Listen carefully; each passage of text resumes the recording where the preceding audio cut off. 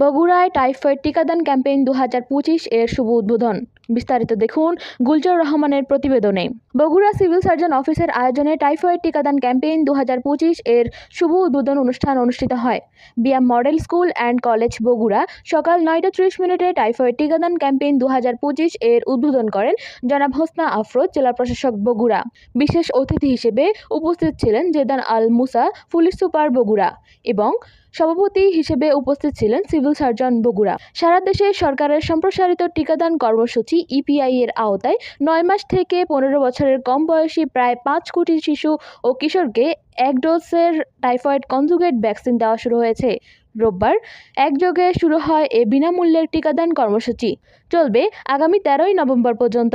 স্বাস্থ্য মন্ত্রণালয় জানিয়েছে, টাইফয়েড প্রতিরোধে এ টিকা 95% বেশি কার্যকর।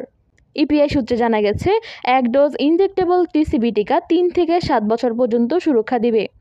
গ্যাবি ভ্যাকসিন আয়ারল্যান্ডসের সহায়তায় বাংলাদেশ এই টিকা সরবরাহ করা হয়েছে। চিকিৎসকদের মতে, টাইফয়েডে আক্রান্ত হলে আর্থিক ক্ষতি, দীর্ঘমেয়াদী শারীরিক জটিলতা ও অ্যান্টিবায়োটিক প্রতিরোধী ব্যাকটেরিয়ার ঝুঁকি বেড়ে যায়।